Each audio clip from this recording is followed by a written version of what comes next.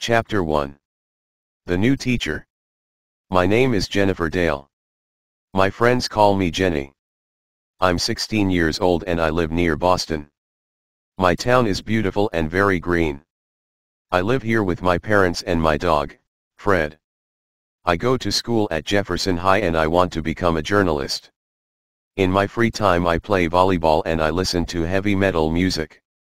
I want to tell you my story. It was the first day of high school. I was excited. I already knew most of my classmates, but I didn't know my new teachers. I got up, ate my breakfast and went to school. On the street I met my friend, Dana. Her house is near mine and we always walk to school together. I hope our new teachers are men. And I hope they're handsome. Dana said. Dana loves talking about boys. Yes, I need something new and interesting in my life, I answered. We arrived at school and went into our classroom. A young man was inside. Hello, boys and girls. I'm your new science teacher. My name is Mr. Adams. I hope to work well with you this year. Dana and I looked at Mr. Adams. He was tall and thin. He had blonde hair and brown eyes. He seemed friendly. We're lucky. I think he's a very handsome teacher. Dana said to me. Yes, he is. I answered. I looked at him and he looked at me. Our eyes met. What's your name? He asked, smiling. Jennifer, I answered. I was a little nervous. He turned to Dana. And who are you? I'm Dana. Dana gave him a big, enthusiastic smile. At that moment the noise of an airplane attracted our attention. Everyone in the class looked out of the window, but the sun was in front of us. It bothered our eyes. We turned away from the window. Except Mr. Adams. He was at the window and was looking directly at the sun. The sun didn't irritate his eyes. Gee. I thought, how can he look at it like that? The airplane then passed and the lesson continued. When the hour finished, another man walked in. This one had black hair and green eyes. His nose was small and pointed, and he had strangely high cheekbones. What a weird-looking teacher. I said to Dana. Wow, you're right, she exclaimed. The teacher didn't smile and spoke coldly to the class. I'm your English teacher. I want you to be on your best behavior this year. The lesson can begin. And remember, no talking. Everyone in class was evidently shocked, but no one said anything. Another student, Steve, raised his hand. What? Asked the new teacher in his cold voice. Excuse me, but what's your name? Mr. Stone, he answered. I then noticed that his voice wasn't just cold, it was metallic and monotonous. Dana looked at me with disappointment. She raised her eyebrows. What's his problem? She mouthed. The lesson proceeded. Mr. Stone read a poem from our English literature book. His voice was weird, very weird. It had no emotion. It was almost robotic. Someone touched me. It was Dana. Isn't he horrible? She whispered. I nodded. The other teachers we met that morning were Miss Smith, the arts teacher, and Mrs. Ching, who taught math. Both seemed nice. Miss Smith, in particular, was a very cheerful person. Chapter 2 Clues. I always eat lunch at school. That day I ate with Dana and Paul Miller, another friend from my class. Paul was a very intelligent boy. He was always the best in math. His parents were divorced and he lived with his father and his black cat, Apollo. He missed his mother. She lived with another man and didn't want to see Paul. His father was never at home, so Paul was very lonely. He didn't have many friends at school because he was too intellectual. He loved Apollo very much and spent a lot of time with him. What do you think about our new teachers? I asked my friends. I think Mr. Adams is very sexy, said Dana. Did you see how he looked at the airplane? The sun didn't bother him, exclaimed Paul. You're right. I said. But did you hear Mr. Stone? He speaks like a robot. His voice is cold and metallic. He's unfriendly too, added Dana. That's true. I said. Look, said Paul. Look what he's eating. We looked at Mr. Stone. He sat away from the other teachers and he didn't have a normal lunch. There was a glass in front of him. It was full of a dense, green liquid. There were some black pills in his hand. He put 2 of them in the glass. The green liquid started to bubble, and it changed color, it started to become red. Then he took the glass and drank the mysterious red formula. I looked at Paul and he looked at me. We were disgusted and frightened. Dana tried to be rational. Maybe it's a new diet. Maybe that's why he's so thin, she said. I didn't agree. There was something strange about Mr. Stone. That afternoon and the next day we met our other new teachers. We also had English again. Mr. Stone came in and sat down. Miller. Paul Miller. Tell me something about yourself. Paul was surprised. English teachers don't usually ask personal questions. Well, Paul. Don't you have anything to say? Well, I enjoy astronomy, I have a cat. Mr. Stone asked everyone to say something about their life and hobbies. Maybe he wants to create a relationship with us, but he's such a cold person. How bizarre. I thought. Then, looking at him more carefully, I noticed something, his eyes weren't green anymore. They seemed a darker, different color. I raised my hand. May I go to the bathroom? I asked. As I walked towards the door, I looked at Mr. Stone's eyes again. I was right. They were yellowish brown. They looked like amber. Chapter 3 Aliens. That afternoon I sat on my bed and thought about my first 2 days of high school. I wanted to know more about Mr. Stone. I decided to go and visit Paul. Paul was in front of his computer. He was very interested in astronomy, the occult, and life on other planets. Hi, Paul. What are you doing? I asked. I'm on the internet. I'm in contact with the International Space Fan Club. Listen to this. Something very important is happening. A comet is passing through the Virgo constellation. There are the right connections for intergalactic meetings. The Earth has been in the Virgo constellation since last week. But what are intergalactic meetings? I asked. They're voyages of aliens to our planet. These voyages can happen only in special moments, for example, when a constellation and a comet meet.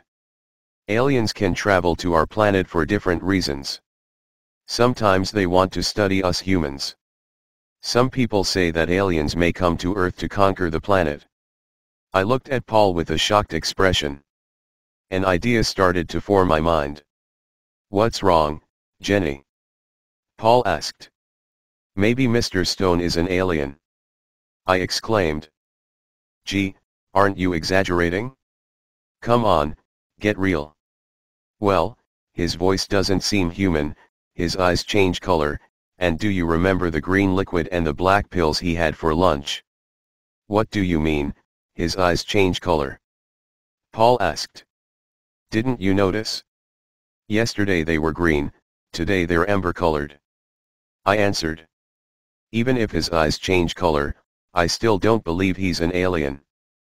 But the comet explains everything. It entered the Virgo constellation last week, and Mr. Stone is a new teacher. I talked to Dana's brother, Matt. He said that this is Mr. Stone's first year at Jefferson High. No one knows where he comes from. I said. Maybe. Paul's eyes lit up. Maybe that's why he asked us all those personal questions, he wants to study us. Yes. You see, all clues indicate that he is an alien.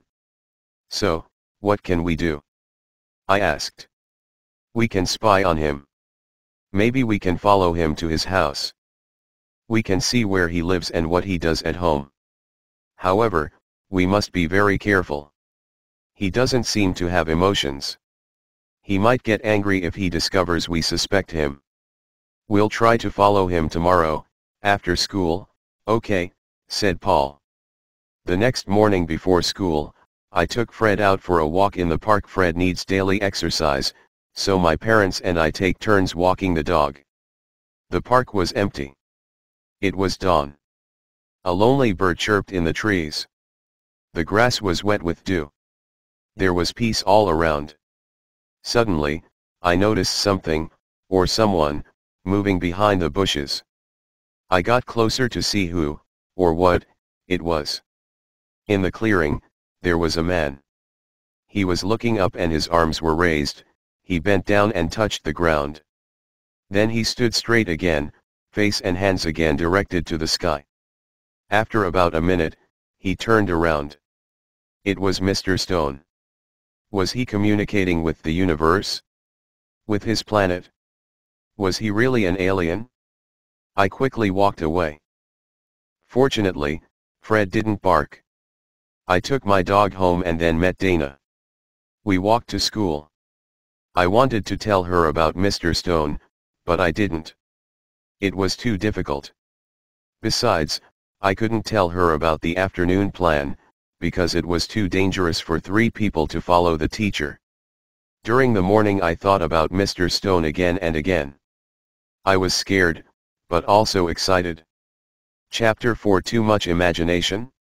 When the science class started, Mr. Adams walked in. Come on, boys and girls. Today we're going to the science laboratory, he announced. In our lab there are some white mice and some hamsters in cages. As Mr. Adams passed by their cages, they started to squeal loudly. They were very agitated. Mr. Adams laughed. What's wrong, he said, speaking to the animals. I won't eat you. Then he gave us some worms. You must cut them into little pieces. The pieces can live and move independently, he said. I looked at my worm. It was pale and slimy. I didn't want to cut it up. Jennifer. Are you afraid of cutting up your worm? I looked up. Mr. Adams was at my desk. He smiled down at me. Give me your knife. I thanked him and gave it to him. His arm touched mine. It tickled. An electric shock ran through me and I jumped. What's wrong? Asked Mr. Adams.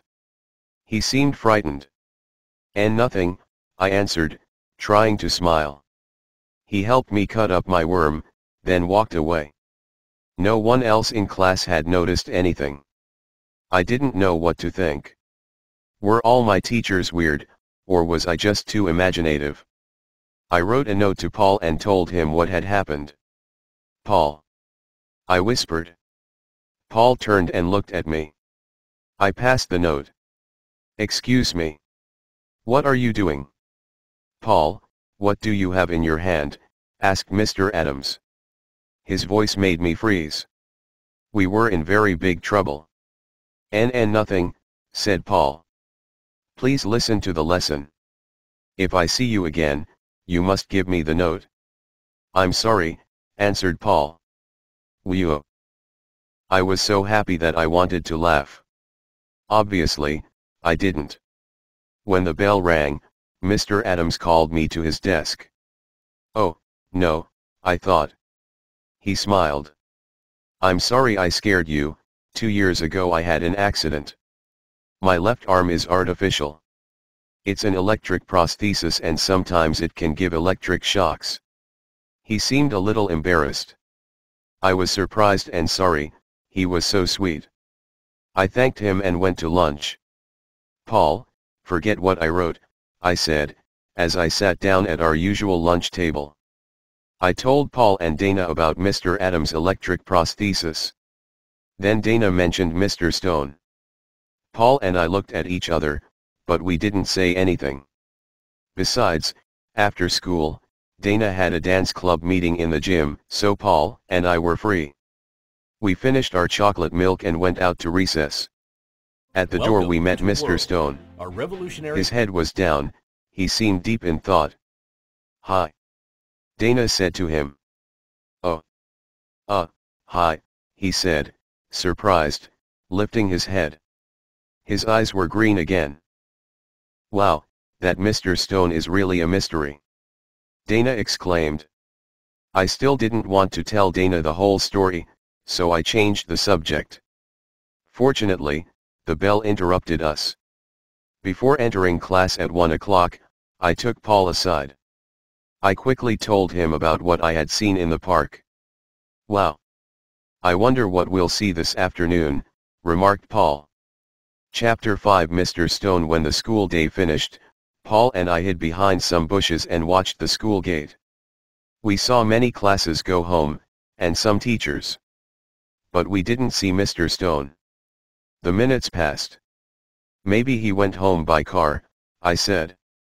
At that moment, through the bushes, we saw a man with black hair and very high cheekbones walk past. "It's him," I whispered. "Wait.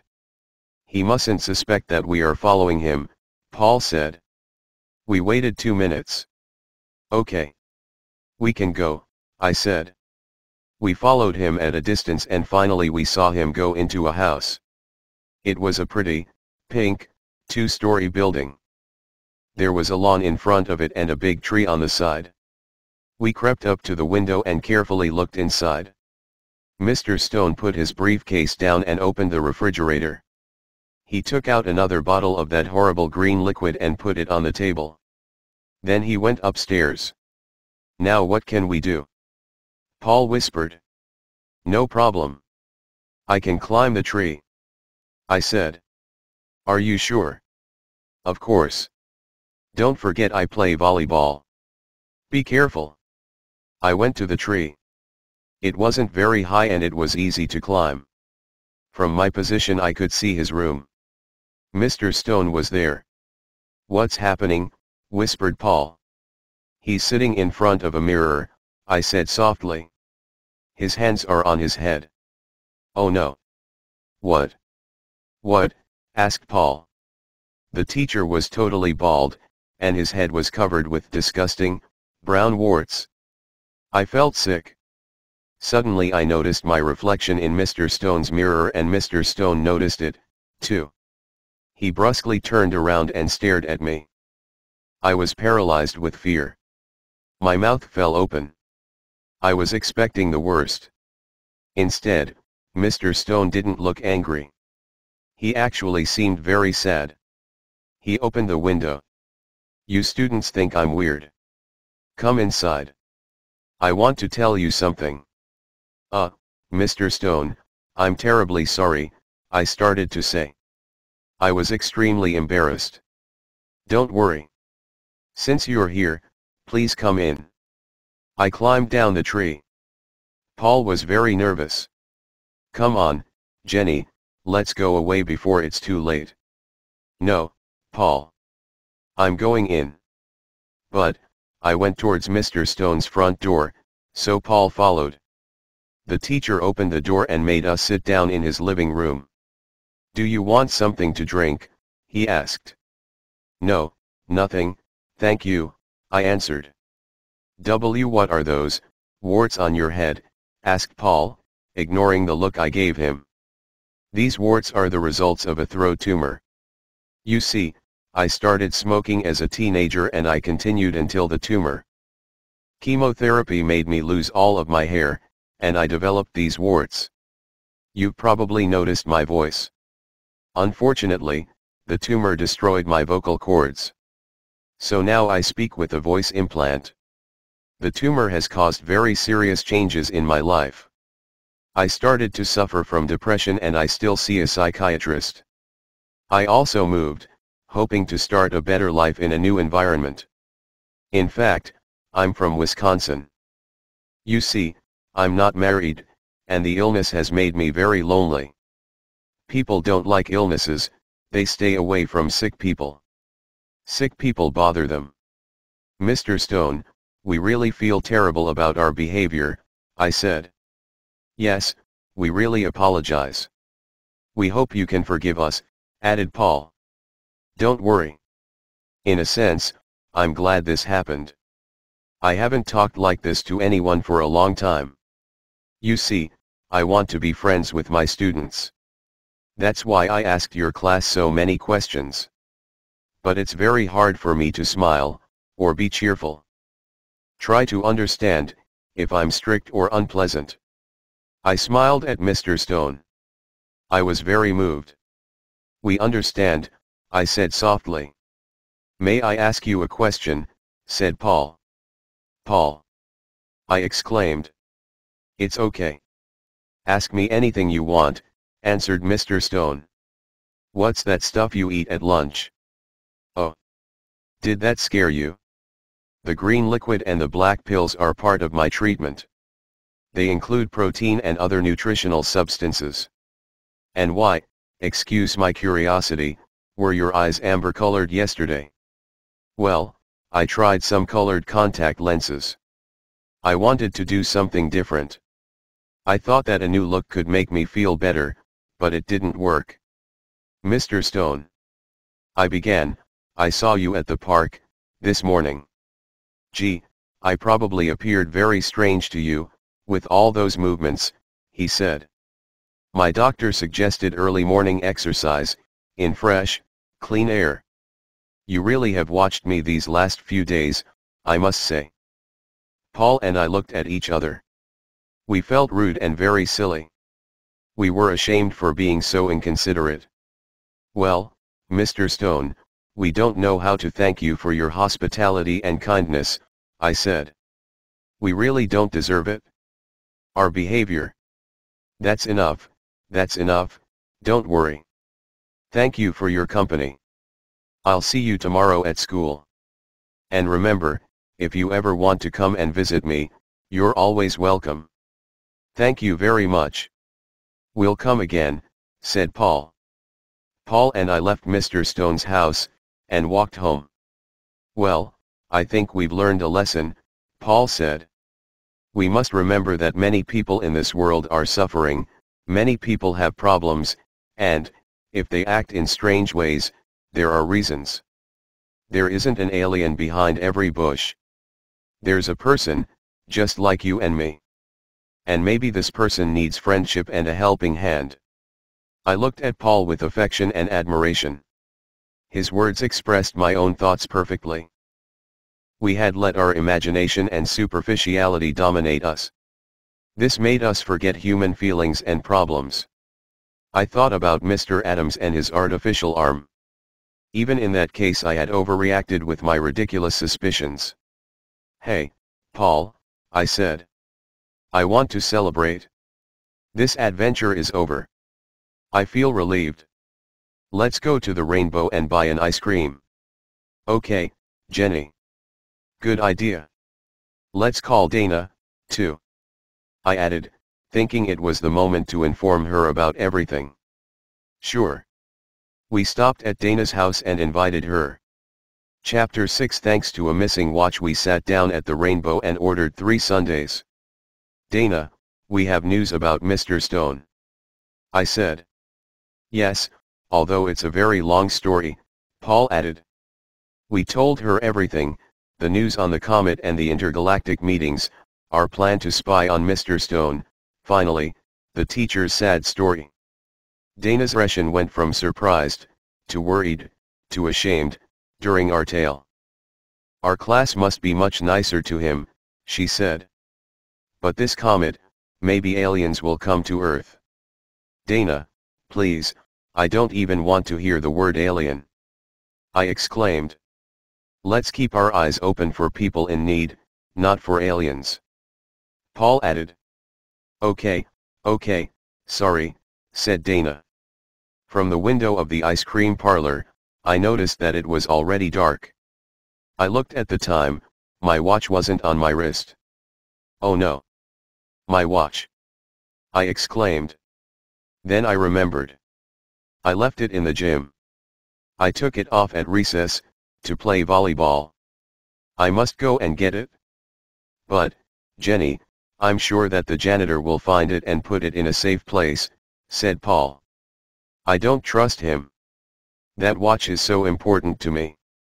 It was a gift from my grandfather. He's dead now, and it's the only thing I have of him. I must go to school immediately. But the school's closed now. Dana commented. No, not today. Mrs. Ching is at school all evening, because she's preparing some math tests. I know because I heard her talking to Miss Smith. Okay. Well, I'll see you tomorrow then. I have to go home and start my homework, Paul said. Me too, Dana added.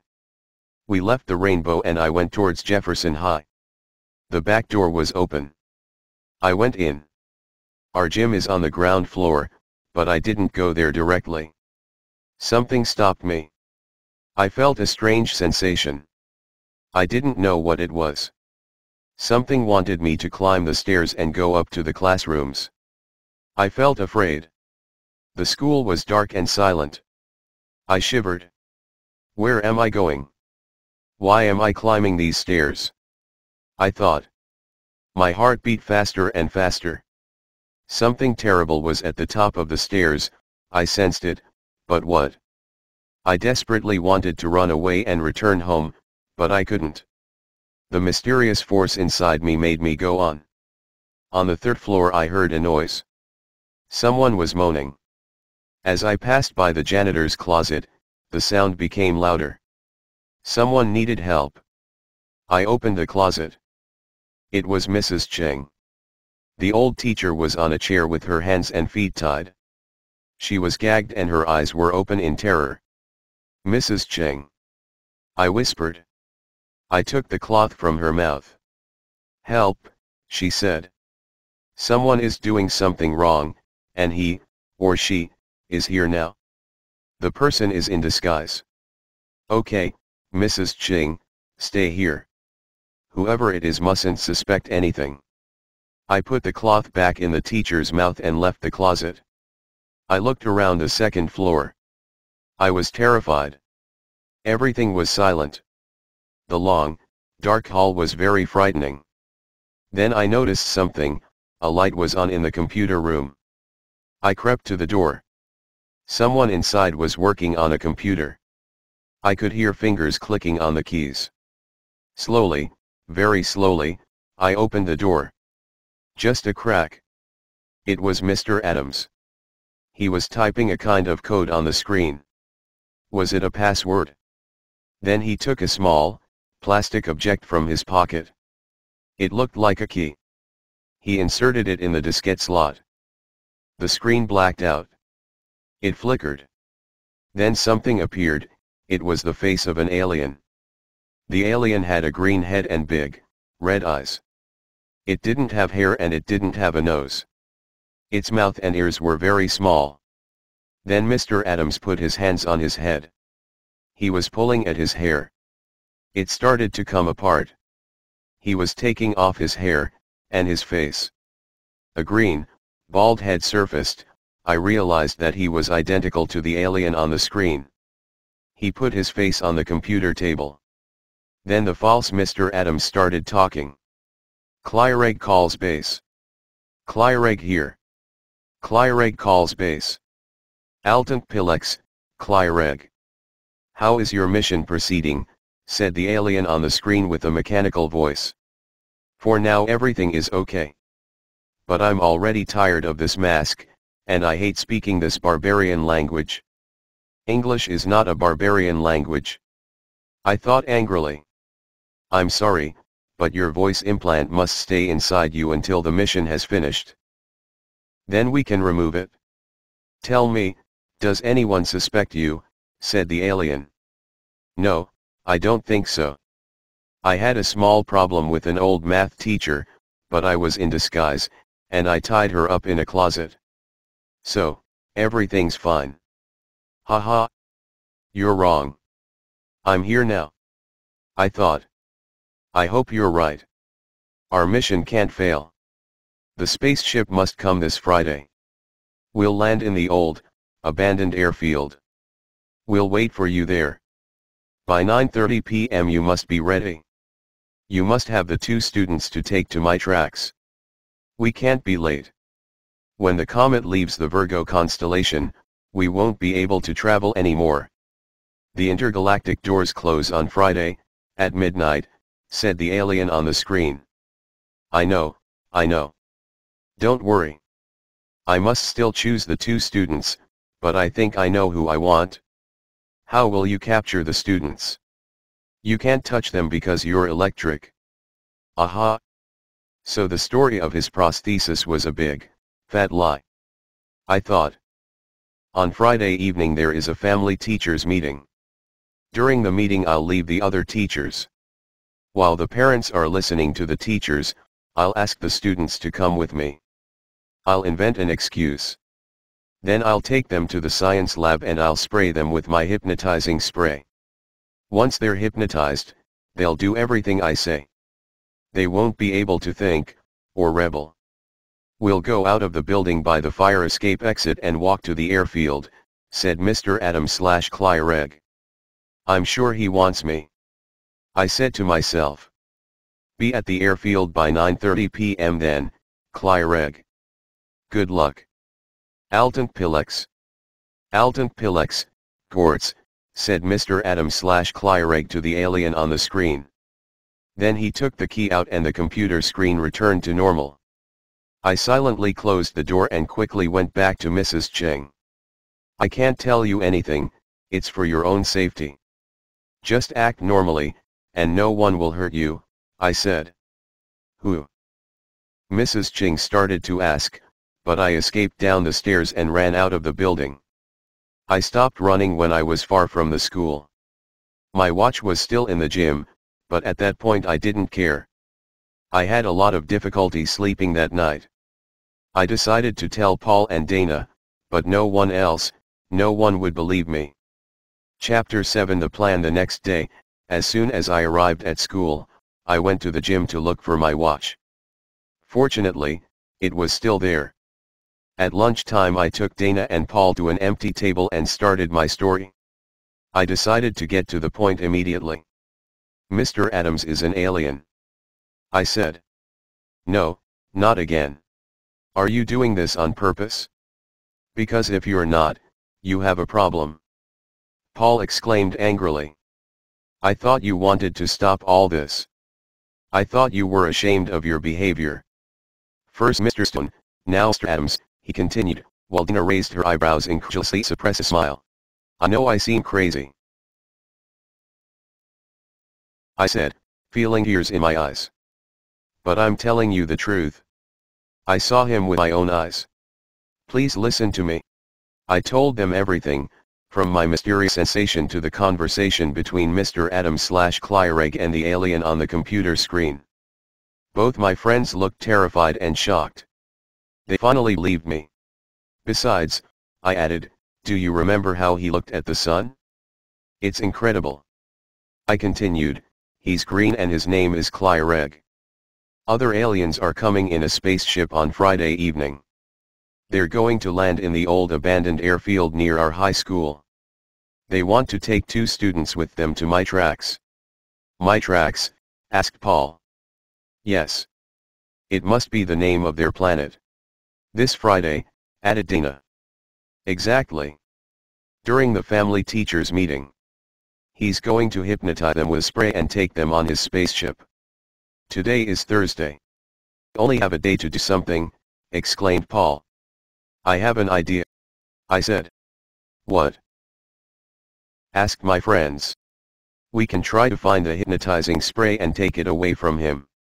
It can only be in 2 places, somewhere in his house, or somewhere in the science lab. Good idea. This afternoon after he goes home, we can look for the spray in the lab. If the spray isn't there, tomorrow morning we won't go to school. We'll get into his house in some way and take the spray, added Paul. But we don't even know where he lives, objected Dana. Well, we'll find out, I said. So we want to steal his hypnotizing spray. Maybe Matt can help us. He has a key that opens all doors, Dana said. Dana's brother Matt is a policeman. Are you sure he'll give it to you? I don't think he'll believe the story, I said. Of course not. How can he believe something like this? I obviously have to steal the key. I hope he doesn't notice. Stealing a passepartout from the police is a big crime, Paul commented. Yes, but it's the only way to enter where we want. Don't worry. I'll be careful. Gee, Mr. Adams is so friendly and handsome. It's difficult to believe that he's a horrible green alien. Well, this afternoon I'll get the key. Remember, don't say anything to anyone, I said. This is our secret. Okay. Don't worry. I hope everything will be okay, Paul said. We went to our afternoon classes. I couldn't wait for the day to finish. I was nervous and excited. Chapter 8 Paul's decision. I constantly thought of the day before. I remembered when he took off his face. Money, your trusted source Behind for that personal blonde finance hair there was a advice. bald, I'm Tanya Rivero green in head. New York. Ever wonder what Behind it would those be brown like eyes, to work from two home red ones. with advances in And technology? behind the nose, nothing. I shivered. After school, I went with Dana to her house. Paul, instead, stayed at school to make sure that Clyreg went home. When Dana and I arrived at her house, there was no one there. I hope Matt didn't take the key with him, said Dana. We went in. Dana went to her brother's room. I heard her open many drawers. I crossed my fingers. Here it is. Dana exclaimed. Oh, great. Now let's go back to school. I said. Wait. My mom will be back soon. I have to leave her a note.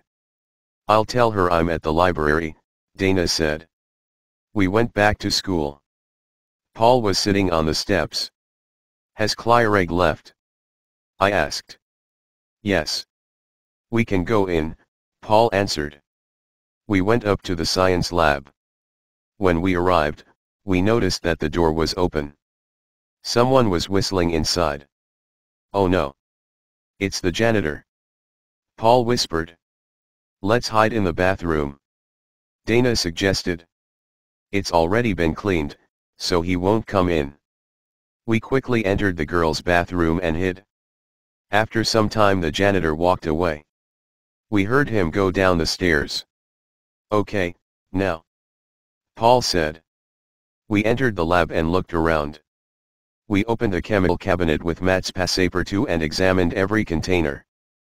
There weren't any sprays or strange bottles. So we tried the refrigerator. What's this? I said. Inside the refrigerator there was a spray without a label. It was very difficult to open and it had a bizarre phosphorescence. Wow. It's probably Clyreg's hypnotizing spray. But how can we be sure? Paul asked. We have to be sure that it's the right one. An error could be fatal. I have an idea. I can try the spray on my dog, Fred. Fred hates taking baths and especially eating leftovers. I'll spray him. If he doesn't protest, we have the right spray. I said. Excellent. Please phone me after and tell me the results. Paul said. I want to know, too. Dana added. We carefully went out of the lab and left the building. When I arrived home, I prepared a big bath for Fred. Fred. Freddie. I called. The dog was in the garden. When he saw me with the big basin full of water, he barked and howled. He ran inside his doghouse. Silly dog. I thought. I took the spray, went to the doghouse and sprayed Fred. Then I called him again and I pointed towards the water in the basin. What a surprise. Fred calmly came out of the doghouse and jumped into the water. After Fred's bath I went to the refrigerator and took out some leftovers. I put them in his dish and gave it to him. Food time, Fred. I said. Fred saw the leftovers and didn't protest. He started eating. It was incredible. I immediately phoned Dana and gave her the good news. Then I phoned Paul. Hi, Paul. It's me. We have the right spray. Fred has been completely hypnotized. Great. Listen, can you come to my house now? I need to talk to you. There was something strange in his voice. Paul, Are you okay? I asked. Yes, I'm fine. I'll tell you everything when you arrive, okay? Please come. It's important. I took the bus and arrived at Paul's house. He was alone, as always. He was in his room with his cat, Apollo, in his arms. I want to go to my tracks with Clyreg, Paul said. What? Yes, I want to go to my tracks with Clyreg. Paul repeated. Are you kidding? You're crazy. No, I'm not crazy. Look at my life. My mother doesn't love me. She went away and never wants to see me. How do you think I feel? My father is always working. He doesn't care if I'm here or in Timbuktu. He only cares about his young, blonde secretaries. At school everyone thinks I'm strange. You're my only true friend in class. Jenny, I'm not happy here. Try to understand. This world isn't for me. I don't like my life. I want to test my destiny and see what happens to me. Honestly, I really don't think that Clyreg wants to hurt us students. How do you know? I asked angrily, shocked at what he was saying. He doesn't give me that impression. I'm sure the aliens just want to study us. I feel I can trust them. Also, you know I love space. I've always been interested in astronomy and alien life. This is a fantastic opportunity to see life on another planet, in another galaxy. This is my dream. This opportunity will never exist again.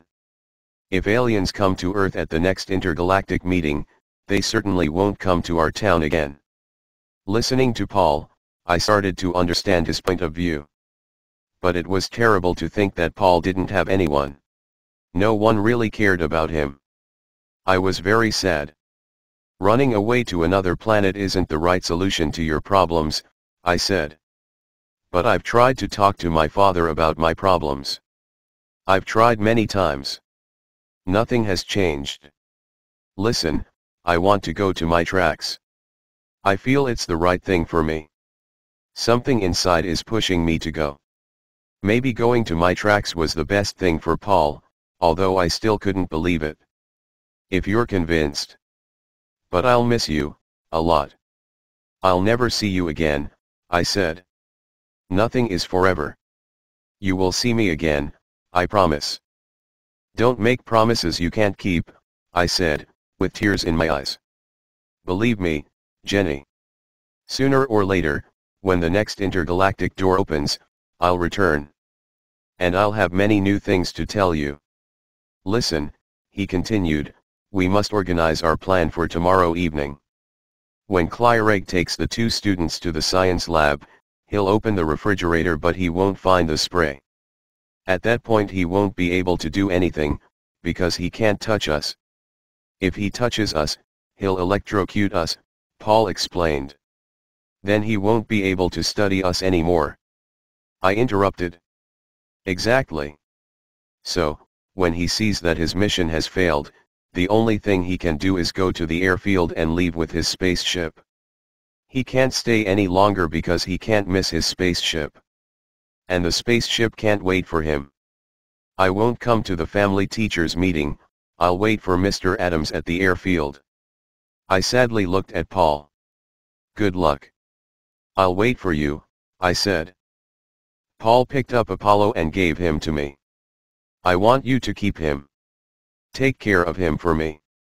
He came closer to me. For the first time, we kissed. My heart pounded. Oh, Paul, thanks for Apollo. Thank you very much. I stroked the black cat and he purred. Chapter 9 Friday night I went back home and passed by Dana's house to give her the passepartout. That night I didn't sleep. I thought about the next day, about Paul's decision, about Clyreg. Apollo mewed in the darkness. On Friday morning I got up early. I felt very tense. The day proceeded slowly. During the morning the principal came to remind us of the meeting. Don't forget that this evening there's the family teachers meeting. I hope to see all of you with your parents. Sure. I thought. And during the meeting one of your teachers will try to kidnap 2 students and take them to a mysterious planet. When the school day finished, I went to the Rainbow for some ice cream with Paul and Dana. Paul told Dana about his decision. She was obviously very surprised and disappointed. Those moments we passed together were very special. I will never forget that last afternoon with Paul. Our friendship seemed stronger than before. We felt more united because of our separation. Finally, after dinner, my parents and I walked to school. We sat down in the auditorium and the meeting started. At one point I saw Mr. Adams get up and go towards Dana's family. I saw him whisper something to Dana's parents and then to Dana. She got up from her chair and followed him. Together they walked towards Stephen's family. Steve is another one of my classmates. I'm sure Clyreg chose him because Paul was absent. In fact, I noticed him looking for Paul. Steve, Dana, and Mr. Adams left the auditorium. So he didn't choose me. I thought. I looked at my watch, 9:05. 25 more minutes. Suddenly I had an irresistible impulse. I wanted to see what was happening. I got up. Jenny, where are you going? My mom asked. I'm going to the science lab, don't worry. I said, and I quickly walked away. The door of the lab was closed. Inside I heard Mr. Adams opening the fridge.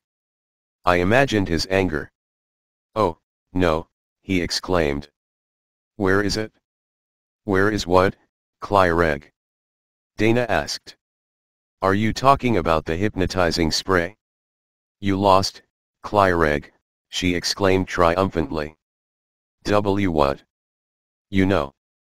Clyreg was shocked. What spray? What are you saying? Said Steve, who didn't know anything about it. What courage Dana has. I thought. Mr. Adams had the power to electrocute her, if he wanted. It was stupid to make him angry. But in the end, it seems that Paul was right. Clyreg wasn't really a bad alien. Well, I don't think you need us anymore. Dana said. The door opened and she walked out. Come on, Steve. Everything's okay. Let's go back to the meeting. Then Clyreg came out. He seemed confused and helpless. I looked at my watch. Clyreg, it's 9:17. Go. Don't miss your spaceship, I said, almost with compassion. Clyreg looked at me, even more surprised. Then he went to the fire escape exit and ran away. At that moment I thought of Paul. I followed Clyreg down the fire escape stairs and out of the building. Our school is very close to the old airfield, so Clyreg and I reached it at 9:24. The spaceship was already there, waiting for Clyreg. Its portal was open, but all the lights were off. The aliens from my tracks didn't want anyone to see them. Paul was there too. When he saw Clyreg, he ran towards him. Clyreg. Listen. I want to come with you. Take me with you. You can study me. I know you won't hurt me. Clyreg was literally shocked. Come then, Paul. Hurry, he said, recovering from his amazement. Paul. I shouted. Jenny. He ran to me and we embraced. This crazy adventure has finally finished. Fortunately everything ended well for everyone, Paul said. Think about me sometimes, I said. I'll always think of you. And remember, I'll be back. Paul. Clyreg shouted. He was on the stairs of the spaceship. The portal is closing. Have fun in my tracks, you space lover. I said, laughing and crying at the same time. Paul went up the stairs and the portal closed behind him. The spaceship lights turned on and it silently went up into the dark night sky. I watched it disappear into the blackness. Then I hurried back to school. My parents were still at the meeting with everyone else. No one seemed to suspect anything. Dana and Steve sat calmly near their parents. I, too, Went back to my mother and father, smiling innocently. Today 6 months have passed. Everyone at school now knows the truth about Mr. Adams, although not everyone totally believes my story. We have a new science teacher. Her name is Miss Lundberg, and for the moment she seems normal. Dana and I have been to visit Mr. Stone a few times, and his relationship with our class has really improved. He seems a happier person, and this pleases me a lot. Steve is now Dana's boyfriend and they make a nice couple. I still have the hypnotizing spray. I keep it hidden, although sometimes I use it on Fred when he needs a bath. Apollo is now a member of our family. Fred is a little jealous of him, but they're usually friends. I told my parents the entire story. They seem to believe me, especially because no one can find Paul. In the beginning his father looked for him, but he soon stopped worrying. Sometimes Dana and I talk about Clyreg and our adventure. We remember Paul. On many evenings, alone in my garden, I look up at the sky and think about him. Good night, Paul, wherever you are. See you soon. Extremely embarrassed. Don't worry. Since you're here, please come in. I climbed down the tree. Paul was very nervous. Come on, Jenny, let's go away before it's too late. No, Paul. I'm going in. But, I went towards Mr. Stone's front door, so Paul followed. The teacher opened the door and made us sit down in his living room. The end. Hope you have enjoyed the reading. Come back to http://english-e-books.net to find more fascinating and exciting stories. The end. Hope you have enjoyed the reading. Come back to http://english-e-books.net to find more fascinating and exciting stories.